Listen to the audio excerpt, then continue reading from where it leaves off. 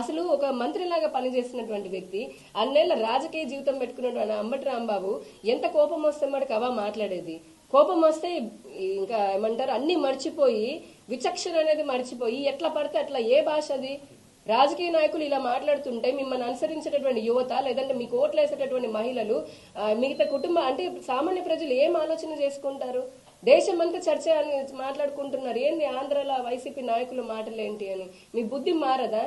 చీ కొడుతున్నారు ప్రజలు. అసలు నీకు చేతనైతే అంత దమ్ము ఉంటే ధైర్యం ఉంటే ఉన్న 11 ప్రతిపక్షం ఎలాగూ లేదు, కనీసం ఉన్న 11 మందితోటి ఏ రోజైనా అసెంబ్లీకి వచ్చి దమ్ముంటే మేము నిలదీస్తున్నామంటే జగన్మోహన్ రెడ్డిని ఆ 11 మంది ఎవరైతే 10 మంది ఎలక్ట్ అయ్యారో నువ్వెందుకయ్యి అసెంబ్లీకి వెళ్ళవు?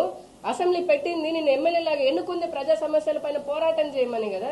ఎందుకు అసెంబ్లీ పోకుండా ఇలా మీడియాల ముందుకు వచ్చి జైల్లోకి వెళ్ళి మీ నేతల్ని ఓదార్పు యాత్రలు చేసుకుంటూ ఇంకా రెచ్చగొట్టుకుంటూ మీకు మొదటి నుంచి వైసీపీకి అలవాటు కులాల మధ్య తగాద పెట్టడము, దుర్భాషలు ఆడడము, మతాల మధ్య చిచ్చు పెట్టడము, ప్రాంతాల మధ్య చిచ్చు పెట్టడము. ఇంకెప్పుడు మారుతారు మీరు? ఈ 11 కాస్త ఒకటైపోయి లేదంటే కనుక మీకు పూర్తిగా రాజకీయంగా భూస్థాపితం అయ్యేంత వరకు మీకు బుద్ధి రాదని ప్రజలు అడుగుతా ఉన్నారు. ఎంత నీచం అండి అసలు. ఒక మహిళలాగా నేను చెప్పలేను ఆ మాటలు ఆయన మాట్లాడినవి కూడా.